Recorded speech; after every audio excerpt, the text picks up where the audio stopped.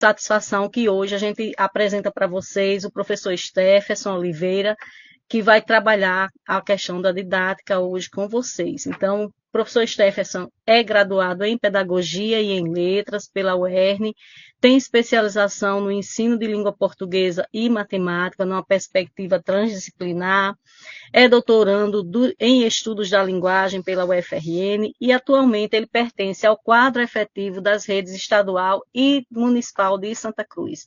Então, é com você, professor Stephenson, agradecemos em nome do Instituto Kennedy, né, o seu aceite para estar aqui conosco, fazendo essa aula e colaborando com os nossos concurseiros nesse sábado. Muito obrigada, professor. Boa tarde a todas as pessoas, boa tarde, Sayonara. Eu que agradeço a oportunidade, o convite, dizer que eu me sinto privilegiado em estar aqui, poder contribuir. Nós já passamos por esse processo e é muito gratificante poder ajudar as pessoas para que elas também possam conseguir, né, almejar os seus objetivos, conseguir entrar no serviço público, porque o concurso público ele é uma forma de valorização docente, é uma forma de nós militarmos em prol da educação pública de qualidade, por isso que ele é tão importante, né? Então, eu vou aqui apresentar os meus slides para vocês, dizer que é um diálogo, é uma conversa. Estudar para concurso público não é estudar para uma pós-graduação, para uma graduação. Eu não costumo dizer que há uma técnica, mas que há algumas capacidades que nós precisamos desenvolver, até porque a dinâmica é outra e a forma também de um exame, de uma prova, como é o concurso público, exige de nós determinadas capacidades bastante específicas, né? Então, para isso, eu quero iniciar fazendo a minha autodescrição, até porque o edital ele prevê vagas para pessoas com deficiência, né, PCD, nos mais diversos cargos do magistério. Vou dizer que eu sou uma pessoa de cor parda, do sexo masculino, óculos, estatura mediana, tenho barba e este sou eu, né? Além disso, as minhas formações aí que está lá no Lattes, a professora Sayonara já apresentou, mas eu gostaria de apresentar um pouco da minha identidade, né? De quem sou eu, né? Do Tupi-Guarani, Potiguar, comedor de camarão, professor, flamenguista, pedagogo, leitor de Machado de Assis e fã dos Racionais MCs, né? Esse é um pouco da minha identidade, de que eu me constituí ao longo do tempo, e isso me atravessa, né? Assim, eu gostaria de apresentar o meu roteiro, o meu plano de fala, ou o meu projeto de dizer para hoje. Então, nós iremos iniciar com uma breve consideração a respeito de como a LDB ela surgiu, como foi esse processo. Vamos fazer esse breve histórico, vamos apresentar a estrutura da lei, que ela se organiza em seções, em capítulos, artigos. Vocês verão que os capítulos são um conjunto de artigos e que os capítulos eles compõem as diversas seções. Vamos focar nos princípios e fins da educação nacional, né? Nos princípios e nas finalidades, no direito à educação e dever de educar, a organização da educação nacional e nos níveis e nas modalidades de educação e ensino. E para nós fazermos um fechamento, uma espécie de consolidação do que nós abordamos durante esse roteiro, esse percurso, nós vamos realizar algumas questões de concurso público. Essas questões são da banca FGV e todas são do ano 2024. Eu considero muito importante nós realizarmos essas atividades de resolução de questões, porque a prova, como você sabe, ela é uma prova extensa, preconiza questões objetivas, 2 questões subjetivas. As questões subjetivas são no mínimo 15 linhas e no máximo 30 linhas.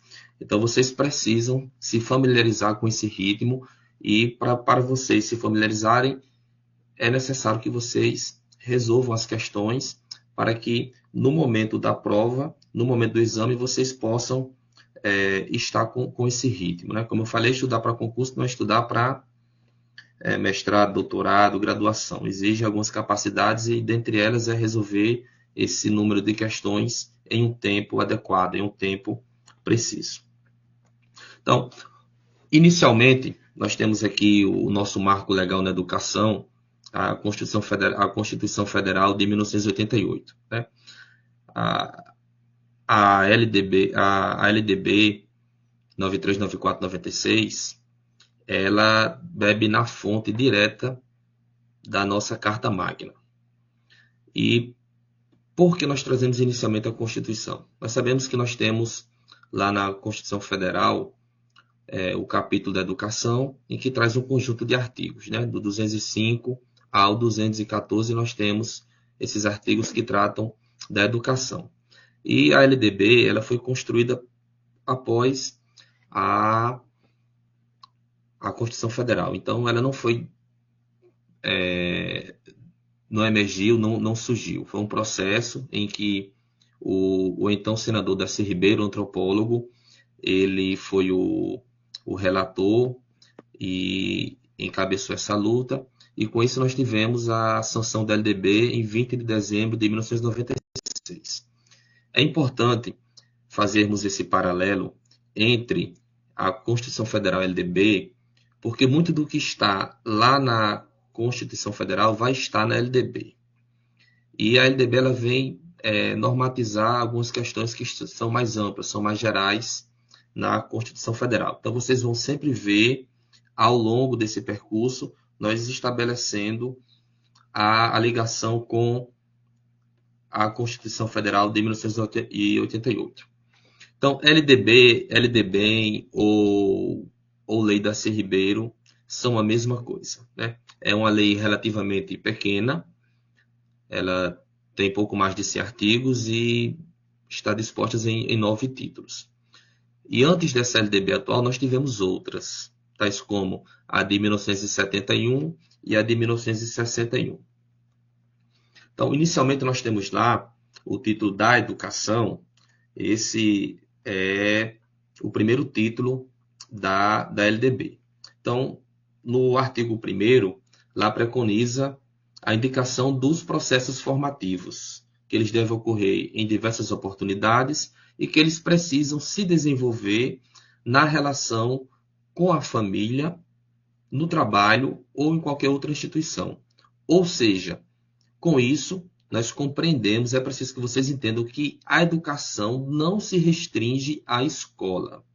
Nós podemos considerar que a escola é a principal instituição de educação, mas de acordo com o artigo 1º, ela não é a única.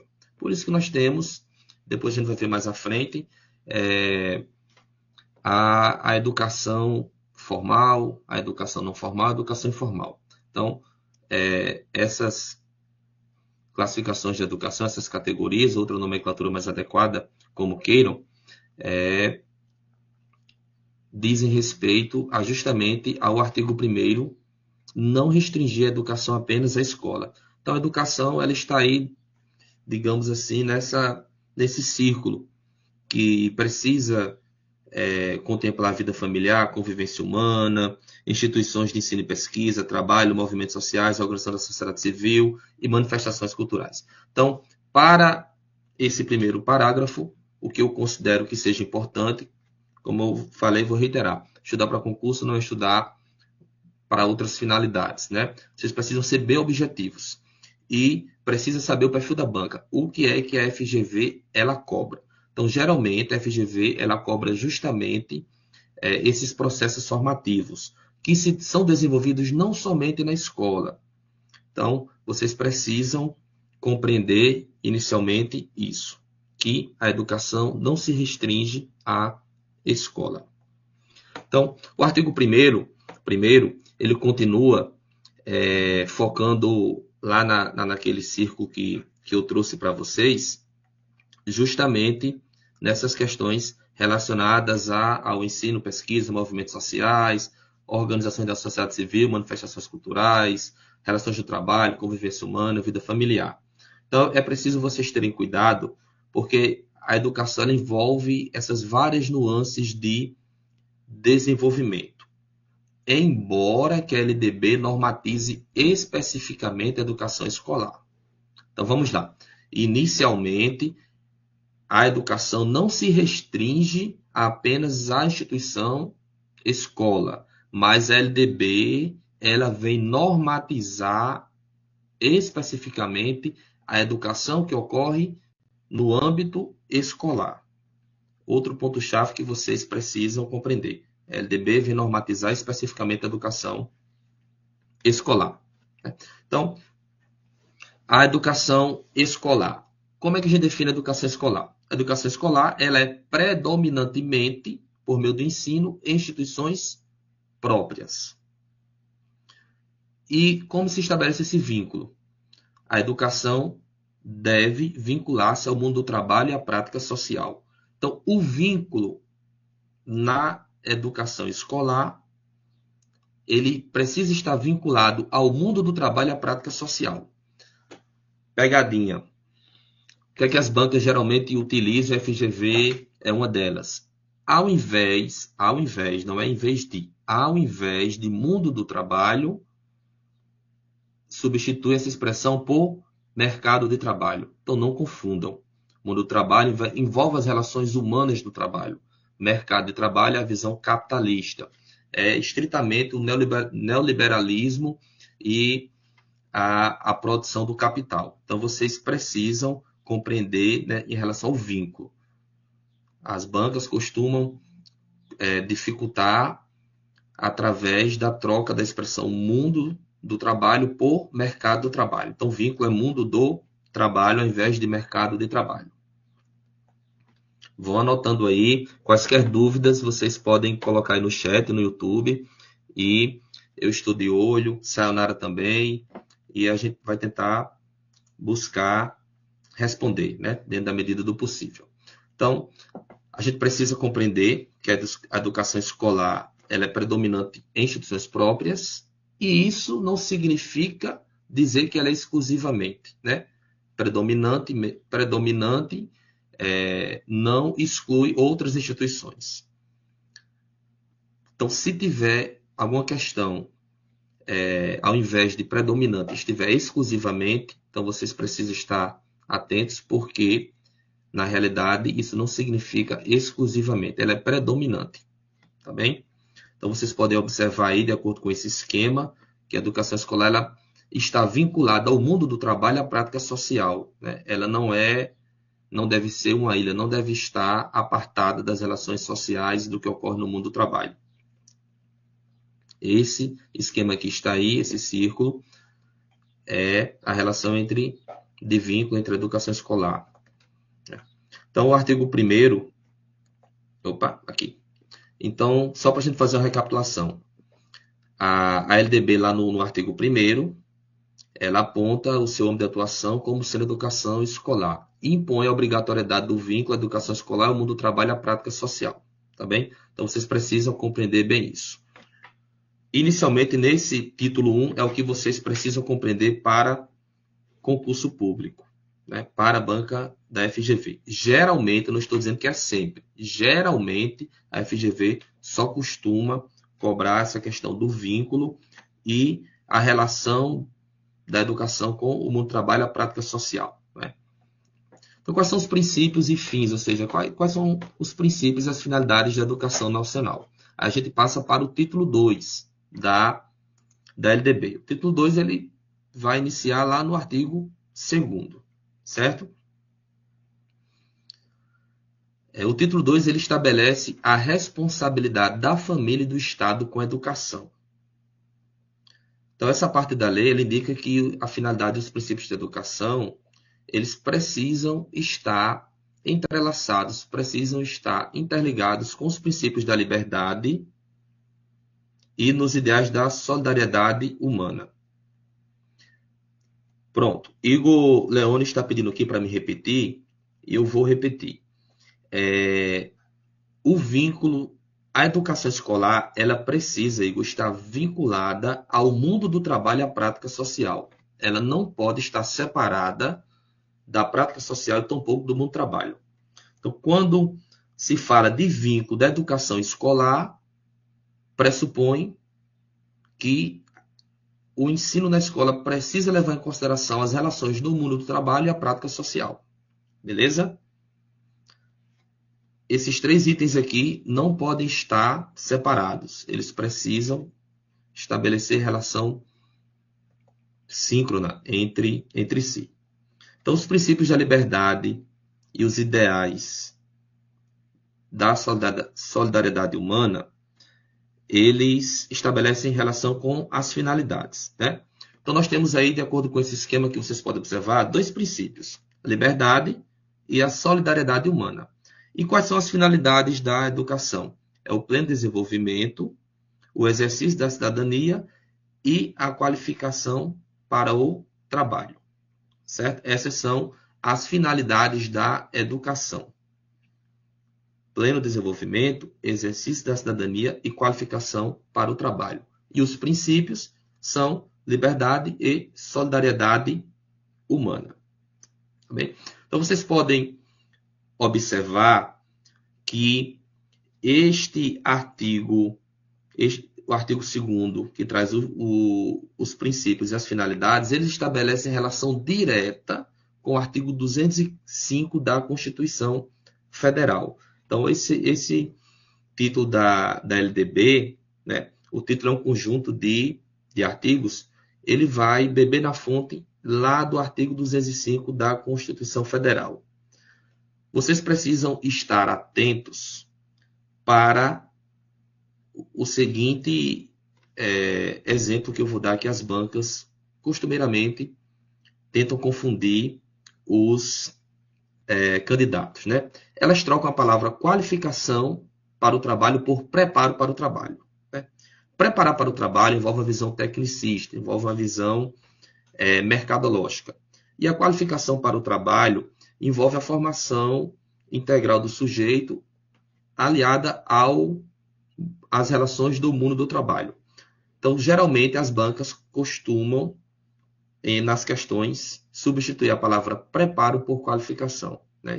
Isso é um equívoco. Outras vezes eles colocam assim: qualificação para o mercado de trabalho. Também não está correta. Se for qualificação para o mundo do trabalho, ok, né? Mas qualificação para o mercado de trabalho, não. Preparo para o trabalho, também não. Tá bem? Então, isso é o que vocês precisam estar atentos. Então, a LDB, né, em essência, ela traz a educação como incumbência da família e do Estado e as 3 finalidades da educação, né? O pleno desenvolvimento, como nós falamos anteriormente, seu preparo para o exercício da cidadania e sua qualificação para o trabalho. Então, a família e o Estado, eles têm responsabilidade sobre essas 3 finalidades da educação, né? Como é que a gente faz, Stefson, para se lembrar das finalidades da educação? É só a gente fazer a seguinte pergunta: para que serve a educação, né? Para que serve a educação? A educação ela serve para desenvolver plenamente o educando, prepará-lo para o exercício da cidadania e qualificá-lo para o trabalho. Então, essa é uma forma, uma estratégia, né? Como eu falei, não costumo dizer que há técnicas, eu resisto muito à técnica, mas é uma forma de nós tentarmos lembrar a finalidade da educação, né? Para que serve? Qual o fim da educação?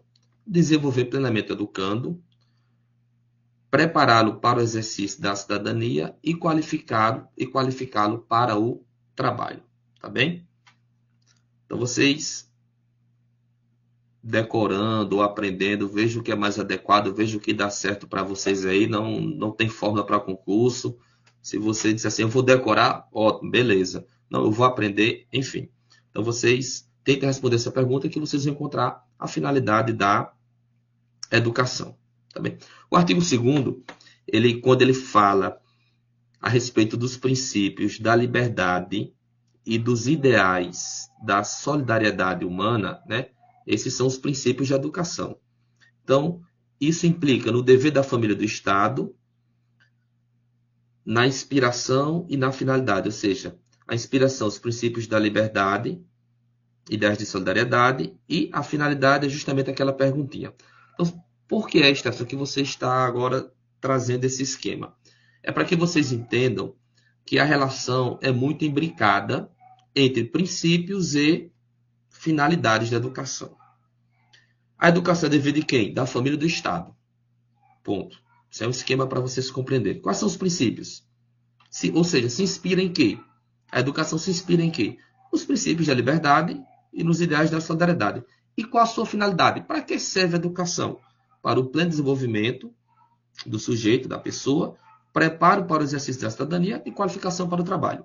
Eu penso que se vocês aprenderem, decorarem, enfim, se vocês compreenderem esse esquema aqui, está muito bem caminhado a relação entre princípios e finalidades da educação.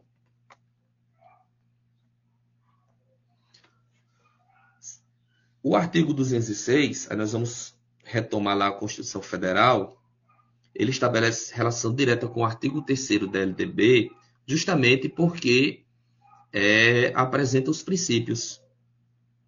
Então, quais são os princípios, né? Igualdade de condições para acesso e permanência na escola, liberdade de aprender, ensinar, pesquisar e divulgar a cultura, o pensamento, a arte e o saber, pluralismo de ideias e de concepções pedagógicas, respeito à liberdade e apreço à tolerância, coexistência de instituições públicas e privadas de ensino, gratuidade do ensino público em estabelecimentos oficiais. Tem mais 2 slides. Stefferson, você falou que estudar para concurso não é a mesma coisa que estudar para pós-graduação, faculdade, enfim. O que é mais recorrente em concurso público? O que é a FGV cobra mais? Né? E aí, para o concurso público, a gente precisa priorizar. Então, dos princípios da educação, o que é que nós precisamos priorizar? Precisamos priorizar os princípios que tiveram recentemente alterações na LDB. A LDB foi atualizada, inclusive, agora no mês de outubro. A última atualização dela é data de, salvo engano, 16 de outubro. Então, vocês não vão sair daí tentando decorar, tentando aprender tudo, porque nós temos uma mente e não um HD. Mas é importante, quando eu digo priorizar, não estou dizendo que é para vocês não deixarem de estudar. Mas o que é que vocês precisam focar? A prioridade em relação aos princípios de educação deve ser em relação à gestão democrática do ensino público.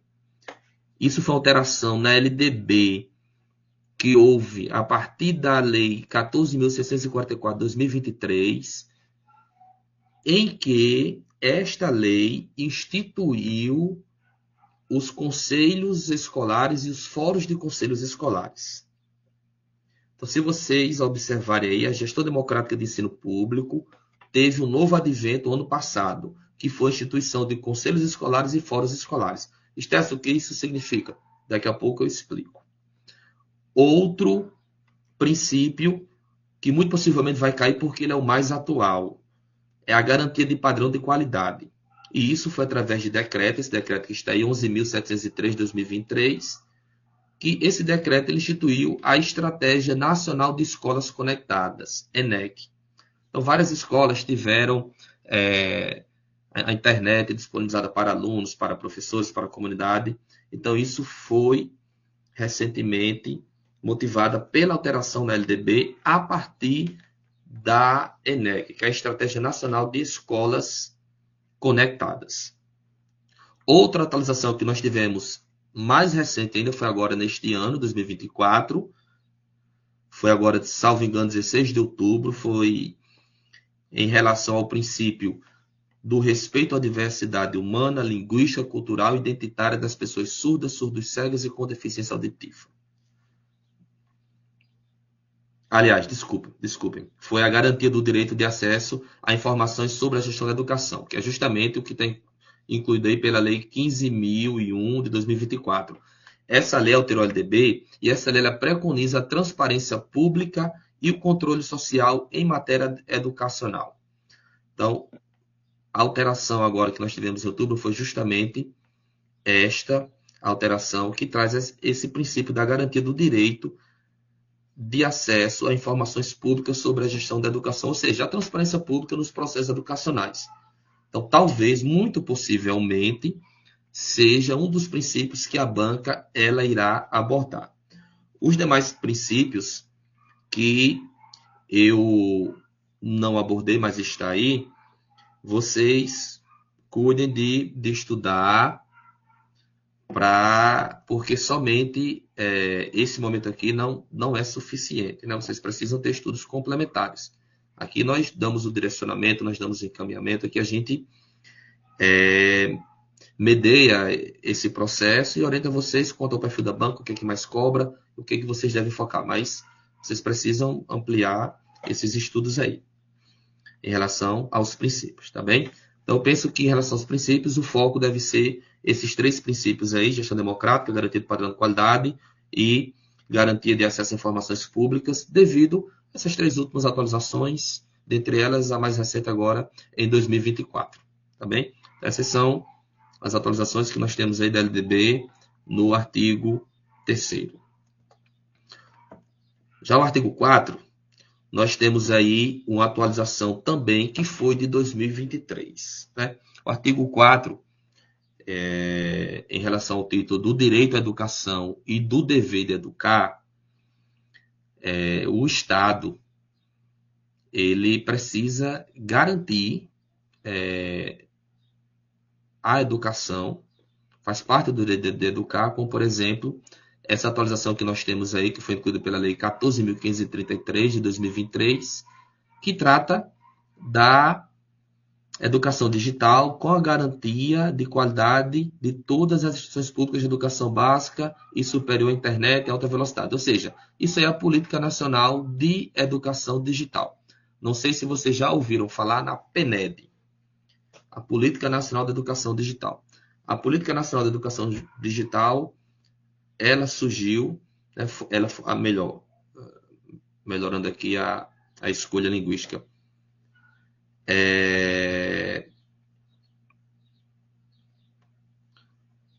ela foi implantada a partir desta alteração na LDB. Tem uma pergunta aqui que eu estou lendo, de Ana Santana, que é: não pode cobrar alterações da LDB pós dia 15 de outubro, pós edital. Teve alteração da LDB agora em novembro, certo? Vamos lá. Ana, muito boa sua pergunta.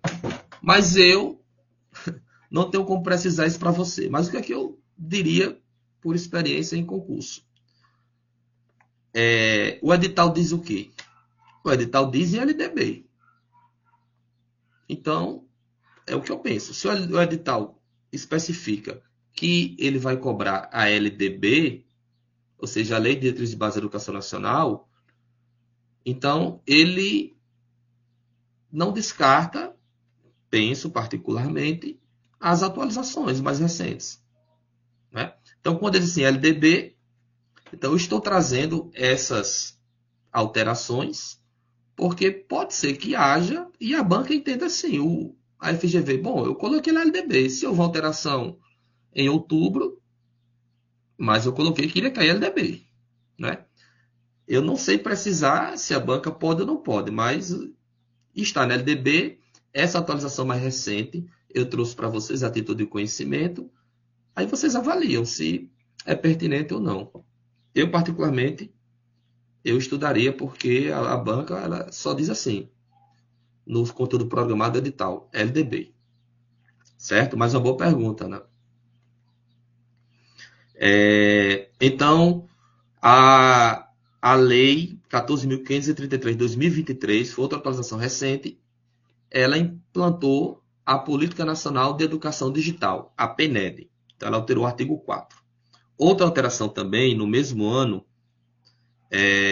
em 2023, foi a divulgação da lista de espera por vaga nos estabelecimentos de educação básica na rede, né? Inclusive em creches. Então, isso aí também é uma outra atualização que talvez as bancas podem cobrar esse inciso 4 aí, a partir do da seguinte perspectiva: marque V ou F as alterações da LDB. Recentemente a LDB foi alterada, papapá.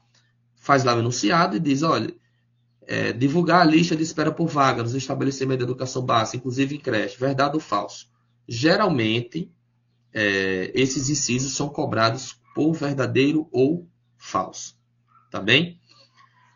Nós temos também o artigo 5º, lá no parágrafo 6º, outra alteração agora também de 2024, que incumbe ao poder público promover, nos termos de regulamento, o acesso público às informações educacionais do censo anual dos exames e sistema de avaliação da educação básica. Repare que aqui a avaliação, que a atualização fala sobre o acesso público às informações do censo, dos exames, do sistema de avaliação, certo? Uma outra alteração. Também, geralmente, a FGV costuma cobrar isso como verdadeiro ou falso nas questões. Está lá o enunciado e o perfil dela é este, né?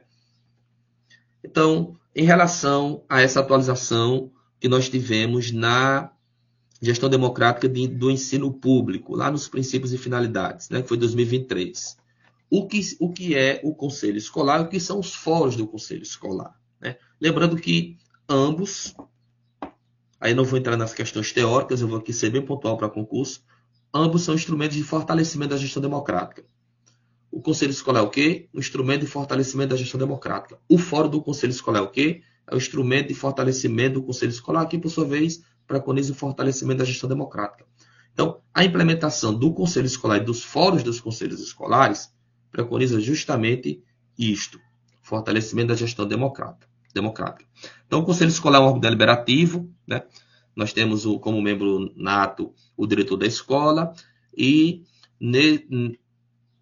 nesse colegiado é preciso ter representantes da comunidade escolar e local. Não confundam comunidade escolar e comunidade local, né? A comunidade local é aquela em que a escola ela está inserida, mas nem todo membro da comunidade local ele está inserido na comunidade escolar. Quem é que faz parte da comunidade escolar? Aí nós vamos lá para os segmentos. Aí é uma outra aula, se for me estender aqui, mas é preciso vocês compreenderem isso. Nem todo membro da comunidade local faz parte da comunidade escolar, né? Então, a gente precisa observar os segmentos, tá bem? E o Fórum dos Conselhos Escolares é um colegiado de caráter deliberativo. Repare que ele não é consultivo e tampouco normativo.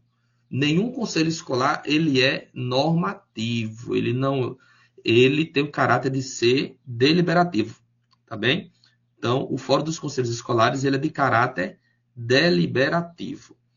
A composição, se vocês observarem aí, do Conselho Escolar, representante de estudantes, de pais responsáveis, membros da comunidade local, gestores, professores, enfim, os profissionais da escola. Já a composição do Fórum dos Conselhos Escolares são 2 representantes do órgão responsável pelo sistema de ensino, aí, no nosso caso aqui, que é específico para a SEC, da Secretaria Estadual, 2 representantes de cada conselho escolar. Então, nós temos o fórum. O que é o fórum? É a reunião de conselhos escolares, juntamente com o sistema de ensino. Então, o fórum do conselho escolar, ele estabelece a reunião dos conselhos escolares, mais o órgão responsável pelo sistema de ensino, né?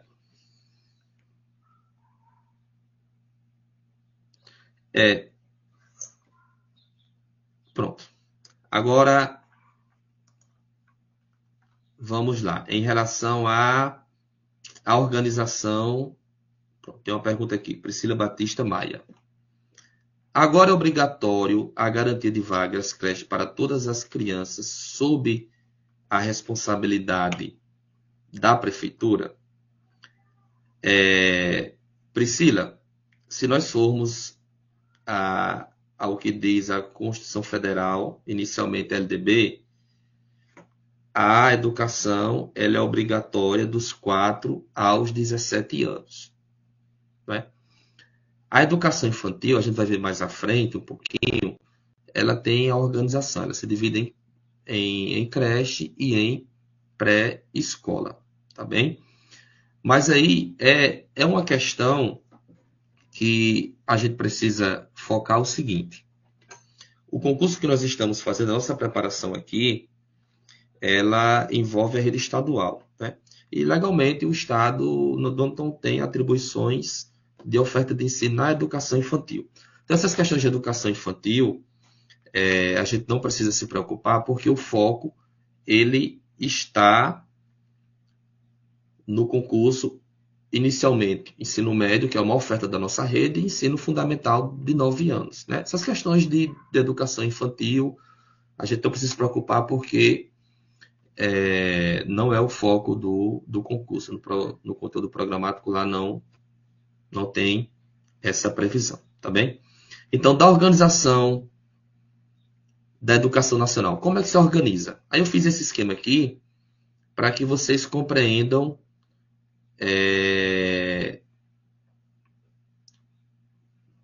Pronto, Paulo está perguntando aqui, esse conselho apenas na rede pública?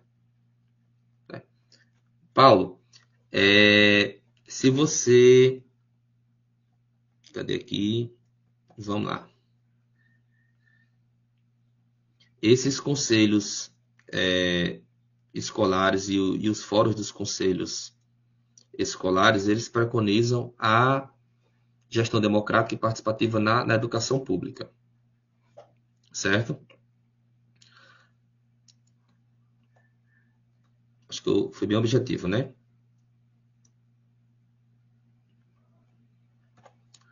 Em relação à organização da educação nacional, aí nós temos lá os artigos 9, 10 e 11. Se vocês observarem este esquema aí, é um esquema que eu tentei facilitar a compreensão para vocês, né? Então, o que é que esse esquema ele prevê? Artigo 9º.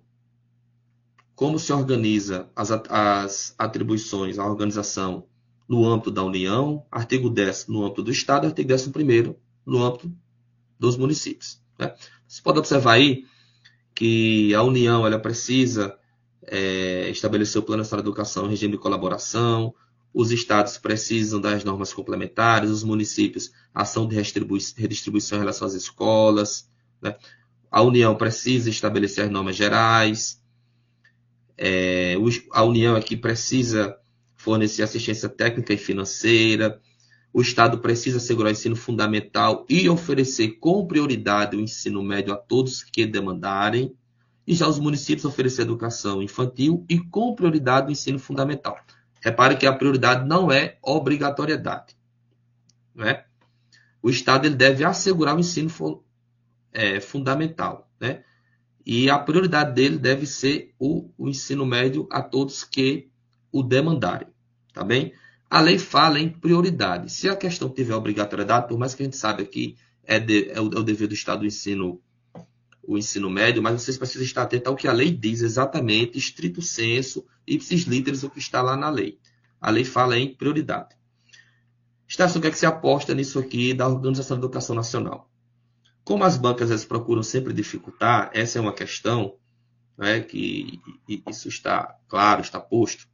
As bancas procuram dificultar a vida dos concurseiros, né? Então, recentemente nós tivemos uma alteração na LDB, que é justamente ao ter os artigos 10 e 11, essa lei 14.862, agora de 2024, em que estabelece, se houver vaga nos assentos do transporte escolar, estabelece que o professor ele possa utilizar o transporte escolar, tanto aquele que é destinado à rede estadual, artigo 10, quanto aquele que é destinado às redes municipais, o artigo 11. Então, o professor ele poderá utilizar o transporte escolar, certo? Se houver vaga no assento. Isso é uma alteração na LDB recente que houve agora em 2024, tá bem? Então, talvez seja uma das questões que a banca ela possa explorar, justamente isso. Ah, Stefson, mas os professores já usavam. Bom, gente, já usavam, era comum. A previsão em lei ocorreu agora, em 2024, com a alteração dessa lei, tá bem? E aí não fala em... Isso foi em maio de 2024. Aí não fala em profissionais de educação, não. Fala em professores, certo? Em se tratando de lei, outra dica que eu deixo para vocês é a compreensão, a diferenciação entre professores e profissionais de educação, né? Vocês precisam compreender essa diferença, né? Professores são estritamente os de docência. Profissionais de educação, motorista do ônibus escolar, merendeira, porteiro. Então, vocês precisam saber diferenciar isso, tá bem? Em relação às incumbências. Quais são as incumbências, né? O nosso tempo é pouco. Estou vendo aqui, só faltam 17 minutos. A gente precisa respeitar o tempo. O que é que eu aposto que nas incumbências a banca pode cobrar? Lá nos artigos 12 e 13. Também a aula vai ficar gravada, depois vocês podem até tirar um print da tela e eu não sei como é que vai ser a divulgação do material, enfim. Eu posso disponibilizar tranquilamente a coordenação do IFESP, mas o que é que eu aposto aqui em relação às incumbências que estão lá no artigo 12 e 13? Justamente a notificação ao Conselho Tutelar do município a relação dos alunos que apresentaram a quantidade de falta acima de 30%. Por que, Stephenson? Porque foi alterada recentemente a LDB, né? E antes era de 50%. Ou seja, quando o estudante atingisse 50% das faltas previstas lá na legislação, 50% do que estava previsto, isso era preciso ser comunicado aos conselhos tutelares de cada município. Agora, a legislação preconiza que seja comunicado quando as faltas estiverem acima de 30%.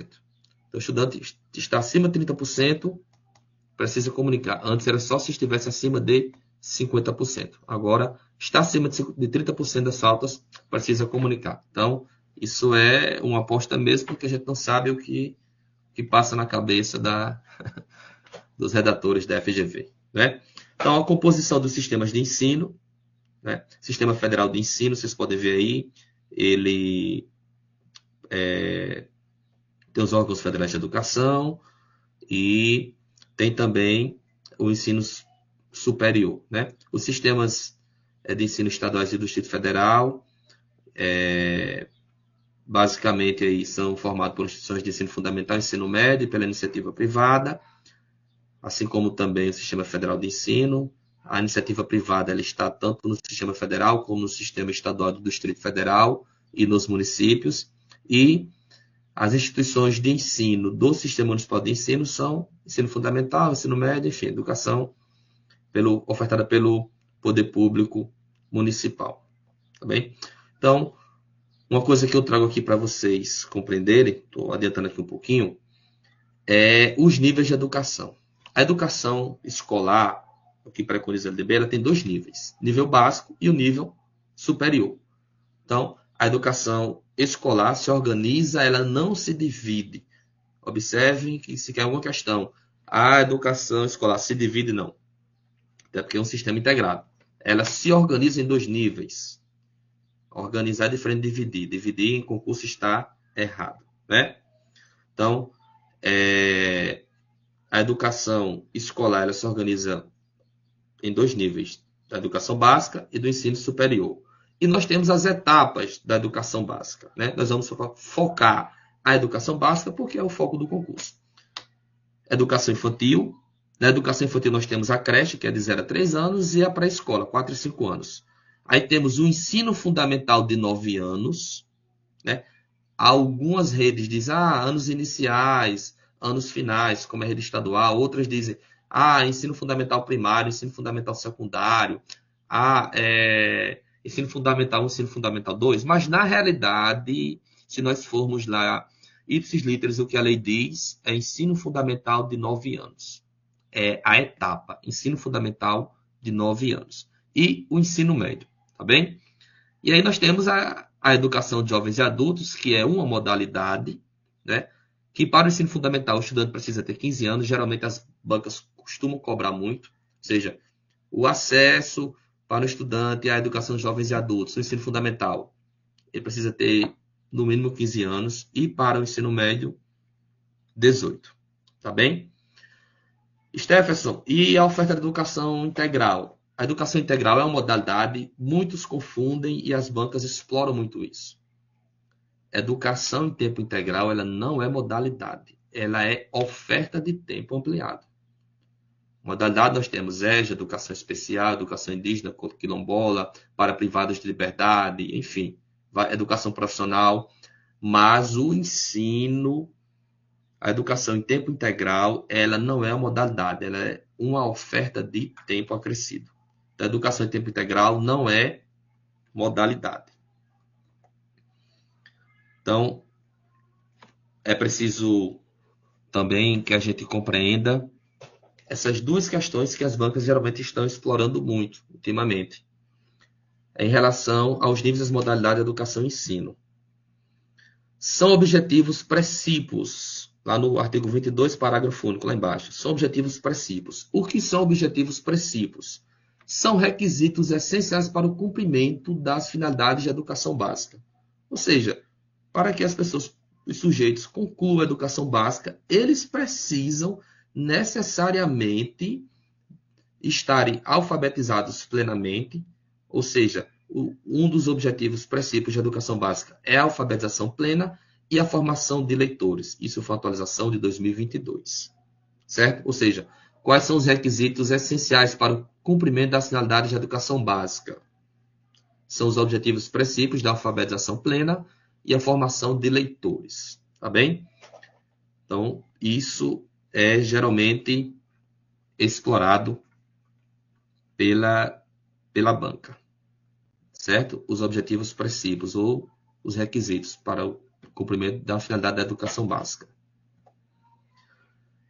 Quais foram as diferenças, como eu citei lá no início, com o advento da LDB 1996? Antes nós tínhamos dias letivos 180 dias, agora nós temos 200 dias. A educação básica, ela agora é obrigatória dos 4 aos 17 anos. Né? Nós temos a estrutura, educação básica, educação superior, aquilo que nós vimos.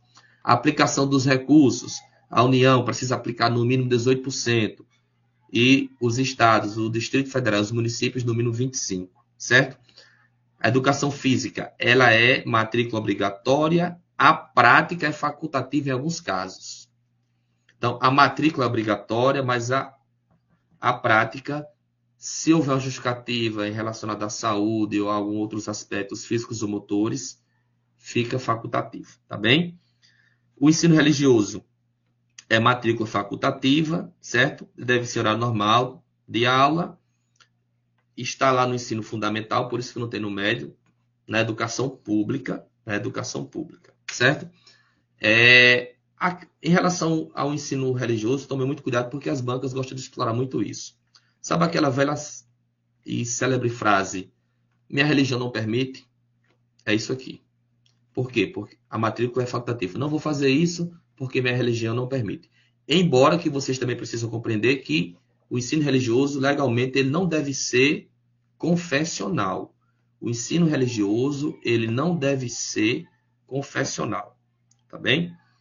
E a EJA, eu falei, né? 15 anos, a idade mínima para ingresso no ensino fundamental, e 18 anos, a idade mínima para ingresso no ensino médio. Tá bem?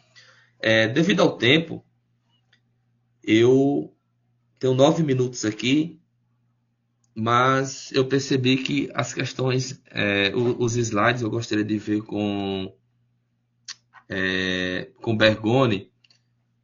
Os slides estão com as respostas marcadas, Bergoni, porque eu coloquei aquele dispositivo no PowerPoint para mim clicar e aparecer. Mas se eu colocar aqui, eu queria trabalhar 3 questões aqui com eles para revisar. Mas eu já percebi que o slide ele está com a resposta marcada. Mas enfim, vamos fazer o seguinte, vamos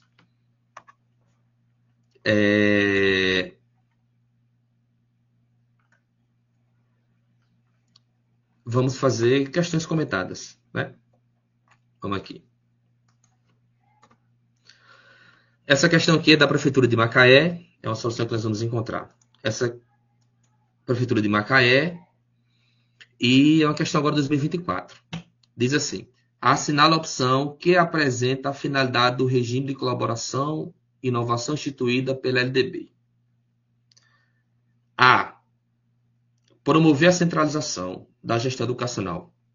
Gente, gestão educacional, gestão democrática, não combina com centralização, não combina com essas palavras que pressupõem uma relação unilateral. Quase que não sai agora. Uma relação unilateral. Percebeu a palavra centralização, predomínio? Isso não combina com regime de colaboração. Uniformidade. Olha, a B diz assim: estabelecer a uniformidade das práticas educacionais em todo o território. A educação não é uniforme, ela é plural, ela é diversa. Outra palavrinha que vocês perceberam, já desconfiem da alternativa. C. Permitir que o governo federal assuma a responsabilidade pelo ensino fundamental. Nós vimos as atribuições do governo federal lá, não é? Aí D. Valorizar as especificidades locais e a autonomia relativa das redes de ensino. As redes de ensino têm autonomia relativa, ou seja, elas, quando eu digo que a autonomia é relativa, é que ela não pode fazer tudo a qualquer tempo e a qualquer modo. Não pode fazer as coisas a tempo e a modo. Porque existe um sistema de ensino nacional que preconiza, na realidade, um sistema, né? Sistema de ensino nacional nós ainda não temos. Existe um sistema de leis que organiza a educação nacional, né? Aí a E, alternativa, garantir a liberdade para as escolas operarem de maneira independente do governo federal. Não é independente, porque nós temos uma organização nacional, né? E cabe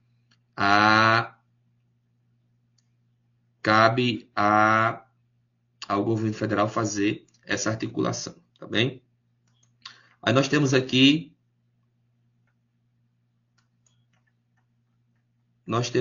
a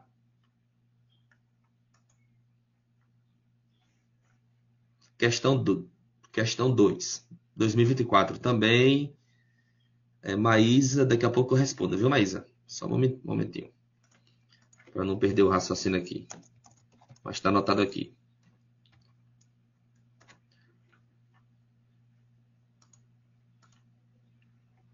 A Lei de Diretrizes e Bases da Educação Nacional LDB foi recentemente modificada para incluir educação digital. Quando vocês observarem esse enunciado, lembre da PNED, Política Nacional de Educação Digital. PNED. Em relação ao texto atualizado da LDB, é correto afirmar que estabelece o dever do Estado de garantir condições para que a educação digital ocorra nas escolas públicas de todo o país na forma de componente curricular do ensino básico. Vocês já estão vendo aí que está ok, certo? Vamos ver por que não é a B. Prevê o ensino profissionalizante dos recursos tecnológicos para aquisição de competências digitais referente à privacidade de dados. Não existe privacidade, né, de dados. Ao contrário, nós vimos que a atualização recentemente foi para o acesso à informação, a divulgação, a ampla divulgação dos dados. Inteligência artificial e Big Data, né? C. Assegura condições para pesquisa digital, para viabilizar a participação ativa de pesquisadores brasileiros em redes e professores internacionais de pesquisa e desenvolvimento. Observamos que o foco aí não está na educação básica, né? Embora que a Política Nacional de Educação Digital, ela está também lá no âmbito da educação superior, mas legalmente não é só isso. D. Inclui o estímulo e o reforço ao letramento digital a partir do ensino médio. Não é a partir do ensino médio, né? É a partir da oferta da educação, tá bem?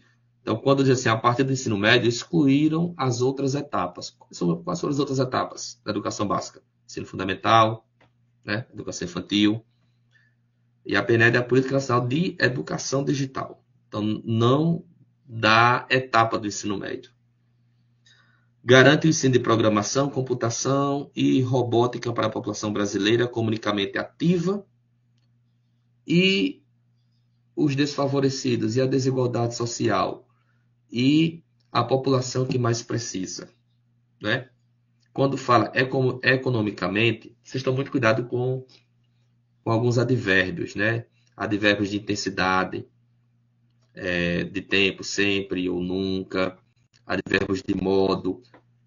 esses advérbios geralmente, quando tem assim apenas, eles geralmente são cascas de banana, como a gente chama, né, no linguajar dos concursos. Ou seja, são estratégias para tentar confundir os concurseiros, né?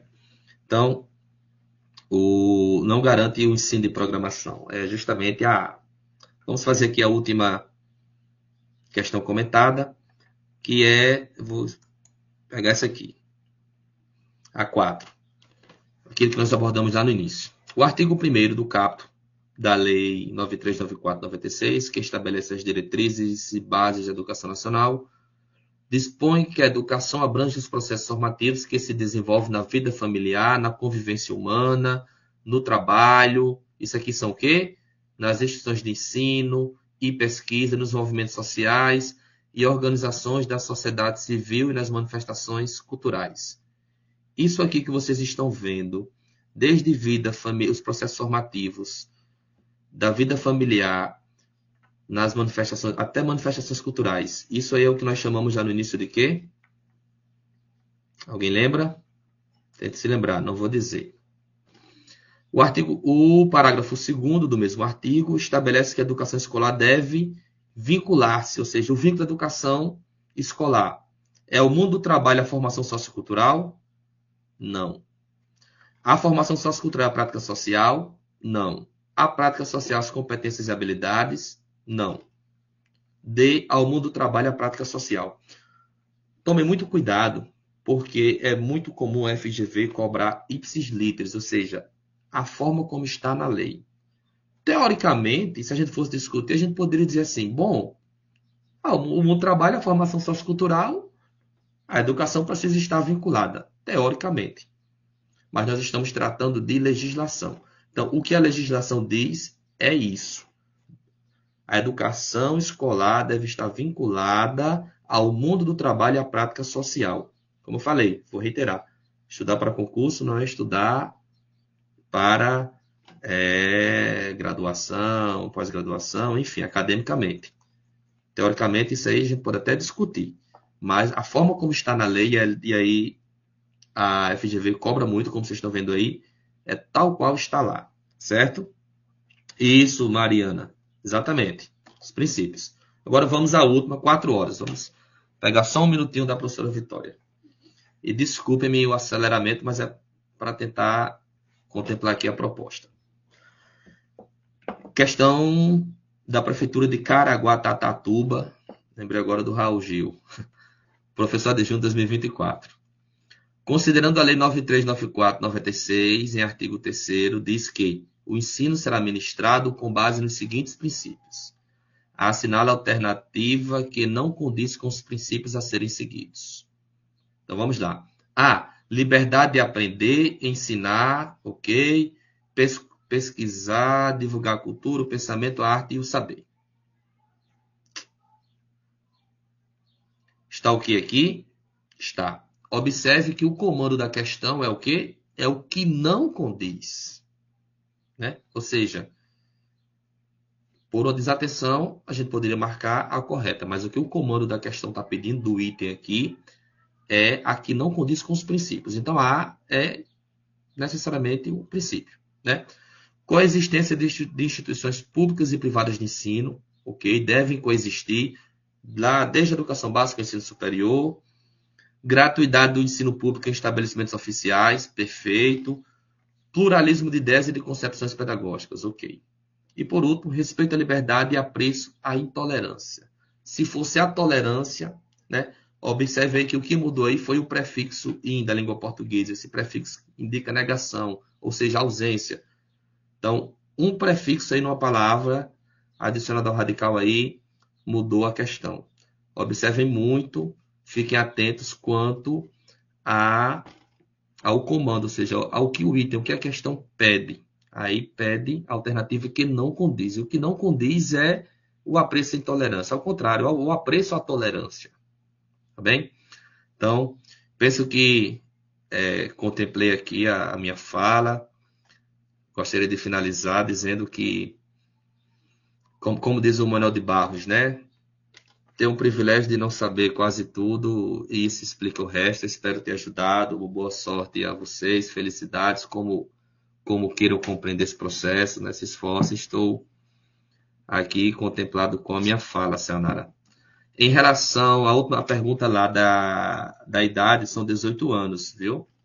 15 anos de ensino fundamental, o acesso na EJA, e 18 anos o acesso no ensino médio, tá bem? Até porque o estudante com 17 anos, ele ainda está na idade regular de cursar o ensino médio.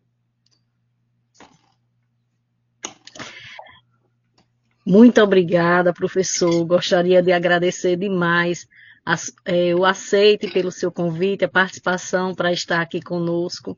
E que aula maravilhosa, né? É tão bom relembrar. Eu não sou a concurseira, a inscrita, a candidata, mas assim fiquei me lembrando das épocas que fazia concurso e de sua fala tão colaborativa assim para as pegadinhas, esse olhar tão atento e tão apurado, né, para fazer com que a gente possa compreender, reviver as leis, para que a gente já estudou e a gente está aqui relembrando, e também